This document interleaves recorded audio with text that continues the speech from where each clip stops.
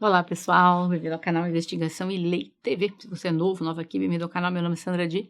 Eu estou toda terça e quinta às 20 horas, horário de Brasília, com casos solucionados, casos sem solução e desaparecimento misterioso. Vamos ver esse caso, gente.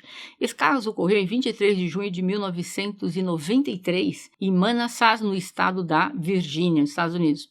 John Wayne Bobbitt nasceu nos Estados Unidos em 24 de março de 1967, na cidade de Buffalo. E Lorena Bobbitt nasceu em 15 de maio de 1969, na cidade de Huacay, no Equador. Mas ela morava nos Estados Unidos há muitos anos. Ela era a filha mais nova de uma família simples e muito modesta. Quando ela estava no estudo fundamental, a família dela se mudou para a Venezuela e ela se estabeleceu em Caracas. Lorena cresceu muito inteligente, teve um bom desempenho na escola, foi diligente, tinha uma adolescência, vamos dizer que até comum, disseram que o objetivo dela era muito claro, era uma pessoa muito orientada. Quando ela perdeu o pai, o relacionamento com a mãe dela, com a Elvia Gallo, não era bom. Assim que ela se formou na escola, ela decidiu se mudar para os Estados Unidos para morar com a sua prima. Lorena decidiu ser manicure e ela trabalhava no salão da tia dela. No salão, a Lorena conheceu John Bobbitt cerca de 8 meses depois dela ter mudado para os Estados Unidos. Ela havia se estabelecido, havia se matriculado numa faculdade e em setembro de 1988 a Lorena estava se preparando para ir a uma festa com vários amigos. E lá na festa, e depois de alguns minutos, ela percebeu um jovem muito atraente, olhando para ela, sorrindo.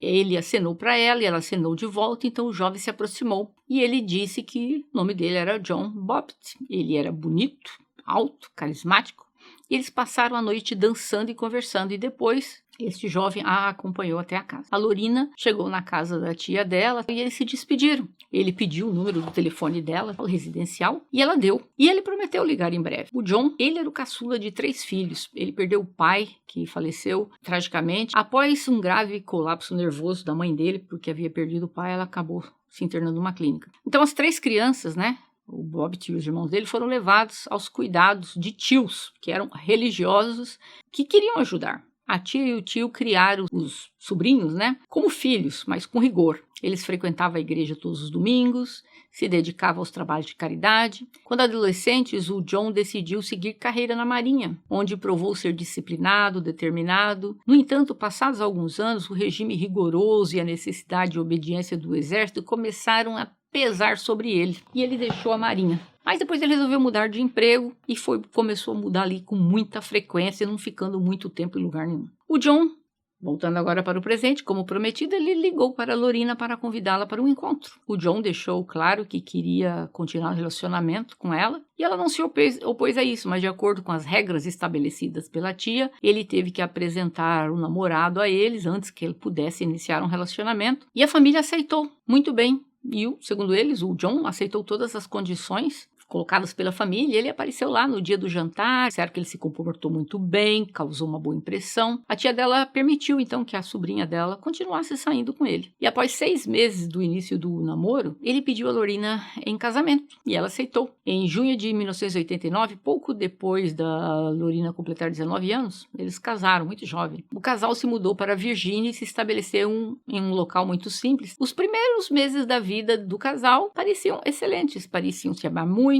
mas próximo do ano novo de 1990, a situação começou a mudar para pior. A princípio, a Lorena tentou não prestar muita atenção a alguns dos comentários e pensamentos rudes que o seu marido fazia a respeito dela. Ela achava que era um período, talvez, de adaptação, mas um dia, quando ela serviu sopa para ele no jantar, o seu marido simplesmente jogou o prato no chão e começou a gritar com ela, insultando-a, dizendo que ela era uma péssima dona de casa. Ela tentou argumentar, alegando para o John que ele era o culpado, porque ela o chamou para ir à mesa jantar várias vezes, mas ele estava tão absorto ali na TV, por causa disso, a sopa ficou fria, e que a culpa era dele, que ela o chamou várias vezes para jantar. Ele, ao ouvir isso, deu um tapa na cara dela. Mas quanto mais ela vivia com esse homem, mais ele a dominava. O John começou a tratar a Lorena como um objeto, a forçava a ter intimidade com ele, se ela queria ou não. Depois começou a agredi-la fisicamente. E ela ingenuamente acreditava que se eles tivessem um filho juntos, ele mudaria o comportamento. Mas o John não tinha desejo algum de ter filhos. Portanto, quando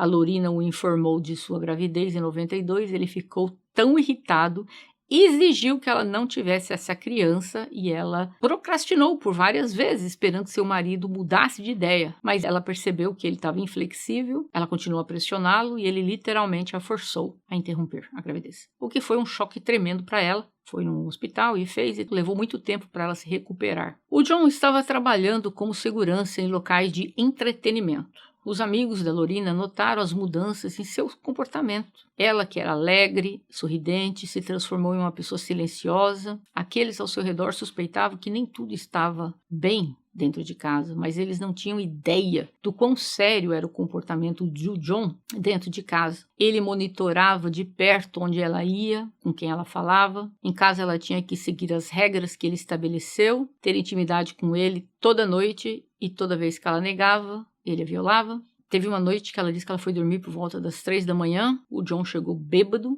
a acordou, arrancou a roupa dela, que ela estava dormindo, e se aproveitou dela com força. Ela implorou para ele parar, ele ficou indiferente aos pedidos dela, aos apelos dela, às lágrimas dela. Depois que o John acabou, simplesmente dormiu ao lado dela. A Lorina, tremendo, soluçando, foi até a cozinha, bebeu um copo de água. Eis que ela olhou na cozinha para um objeto cortante bem grandão. Ela pegou aquele objeto cortante. Ela voltou para o quarto, onde o marido estava deitado de costas, roncando, bêbado. Ela agarrou a parte íntima dele e cortou bruscamente. O John pulou gritando em agonia, enquanto a Lorina simplesmente foi para a garagem, entrou em seu carro em alta velocidade, pelas ruas noturnas desertas da cidade, e ela só voltou a si quando ela parou num cruzamento, um semáforo vermelho, né? E foi naquele momento que ela olhou para a mão dela, ela viu que ela estava com as mãos todas manchadas ali, né? De sangue. E percebeu que ainda estava segurando a parte do corpo dele. Ela abriu a janela e jogou fora. Em seguida, ela continuou dirigindo. A Lorina foi para a casa de uma amiga que ficou chocada com a visita dela noturna e o estado em que ela estava. A Lorina contou a ela o que havia acontecido. A amiga, percebendo a gravidade da situação, chamou a polícia. A polícia e a ambulância foram para a casa do John. E ao chegarem na casa dele, o John estava tentando desesperadamente, pressionando com o lençol ali, né, na virilha, para ver se estancava. Ele foi transportado para o hospital, mais próximo onde ele recebeu atendimento médico imediato. Os médicos disseram que era possível recolocar a parte que ela cortou. A Lorina indicou a área aproximada da estrada onde havia descartado a parte anatômica do marido. E após uma extensa busca, a polícia conseguiu encontrar a parte e foi transportada a parte com urgência para o hospital. A cirurgia durou 9 horas e foi bem sucedida, apesar da parte ter ficado na estrada por mais de 1 hora. Tudo deu certo e ele rapidamente começou a se recuperar. A Lorina foi presa. Ela contou como 4 anos de casamento se transformaram em um verdadeiro pesadelo para ela. Com o marido fazendo aquelas coisas, violando regularmente, e também muito abuso psicológico, físicos, forçando a ter intimidade, como eu falei. E ela mencionou que há cerca de 1 ano seu marido havia forçado a interromper, né, a gravidez. Tudo isso causou muito problema na cabeça dela, foi muito traumatizante. Ela disse que se lembrava muito pouca coisa daquela noite que aconteceu. Ela contou que ele lembrava que ele tinha chegado bêbado em casa e simplesmente se aproveitou dela, embora ela tentasse resistir, ele fez o que fez. Esse caso foi muito coberto pela imprensa nos Estados Unidos.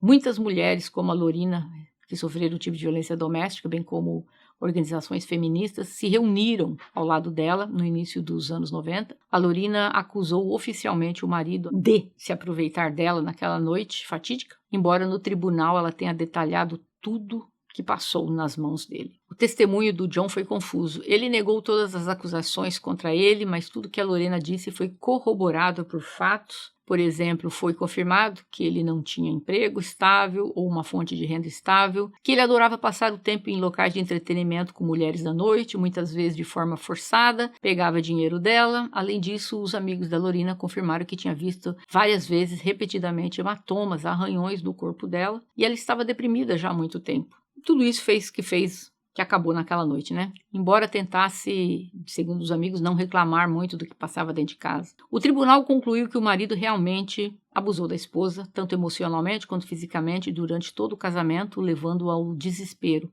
Mas ele foi considerado inocente, porque autuaram ele por aquelas coisas todas, né? Então ele acabou sendo absolvido. O julgamento já da Lorina começou em setembro de 1993. Seus advogados argumentaram que ela agiu daquela forma enquanto sofria de transtorno de estresse pós-traumático, PTSD, e o juiz pediu uma avaliação psicológica e confirmou que ela agiu em estado de angústia e ela não estava consciente das suas ações e, portanto, não poderia ser responsabilizada pelo que ela havia feito. Após quase 8 horas de deliberação, o júri decidiu que a Lorina não poderia ser responsabilizada criminalmente pelas ações, pois ela estava em estado de insanidade no momento do ocorrido. No entanto, ela foi obrigada a se submeter a um programa de tratamento de 6 semanas em uma clínica especializada, após o qual ela pôde retornar à vida dela normal. Ela se divorciou dele em 1995 e após o qual ela voltou a usar o nome dela de solteira. O John permaneceu indignado porque a esposa dele não recebeu nenhuma punição pelas ações. Ele decidiu capitalizar totalmente a notoriedade dele e o John fundou sua própria banda musical, mas o grupo teve uma carreira curta. Foi oferecido a ele uma quantia substancial para ele estrelar em filmes adultos nos anos 90. Consertar também a coisa que ele foi capaz de fazer filme adulto, gente. Ele não hesitou em aceitar e ele apareceu em vários filmes adultos do gênero. Mas o interesse dele, do povo, por ele diminuiu ao longo do tempo. Ele deu entrevistas extensivamente, mas ao longo dos anos tais ofertas se tornaram menos frequente, a história gradualmente desapareceu da memória do povo e ele foi trabalhar como garçom em Las Vegas. E aos 50 anos ele estava lutando para encontrar um emprego fixo. Conseguiu um emprego como motorista, entregador de pizza. Em 1999 recebeu uma sentença por roubo, mas ele não cumpriu muito tempo na prisão. Os jornalistas descobriram que o Bobbitt tinha um filho ilegítimo, chamado Andrew, nascido em 1992, filho de uma das suas amantes, Beatrice Williams. John foi levado a julgamento por agredir a namorada dele em 1994, Christina Elliott, que trabalhava como dançarina em uma boate. Ele passou 15 dias na prisão por isso e recebeu liberdade condicional no início dos anos 2000. O John casou com Joanna Farrell e ele foi preso 3 vezes depois por agredir sua esposa. Eles se divorciaram oficialmente em 2004. A Lorina, ao contrário de seu ex-marido, não se orgulhava da sua notoriedade escandalosa e tentou ficar fora dos holofotes. E em 1996 ela resolveu retornar ao seu país natal, o Equador, onde sua mãe morava na época. No entanto, apenas 6 meses depois, a Lorina regressou para os Estados Unidos, onde abriu seu próprio pequeno salão de beleza em Washington em 2007. Ela fundou uma associação chamada Lina Red Wagon, que se concentra em ajudar mulheres que sofreram violência doméstica. Ela tem uma filha, que não é filha dele, do Bobbitt, e a Lorina concordou em dar uma entrevista pela primeira vez em muito tempo, e ela apareceu na CBS News, um canal muito grande nos Estados Unidos, um programa matinal onde ela discutiu sua vida após como foi do incidente. Ela também apareceu no popular talk show da Oprah Winfrey, que era muito famosa nos Estados Unidos, nos anos 2000, e a Lorina se casou novamente. Seu marido era um homem chamado David Bellinger, com quem ela teve uma filha em 2006. Após 15 anos, ela e o John se encontraram cara a cara pela primeira vez em um programa de televisão. O John, o Bob, pediu desculpas para Lorina pela maneira como a tratou durante o casamento e declarou que ainda a amava, apesar de tudo. A Lorina estava visivelmente comovida pelas palavras e confirmou que todos os anos, nos dias dos namorados, o John ainda manda flores e cartões para ela. John teve uma doença causada por uma bactéria que estava numa água contaminada e ele veio a perder todos os dedos do pé. E hoje, para andar direito, ele precisa usar sapatos protegidos específicos. Olha só, esse homem ele era muito bonito quando era jovem, né, gente? Um galã. As escolhas que ele fez na vida dele, meu Deus. Fazer aquelas baixarias com a moça, viver em clubes com mulherada da noite.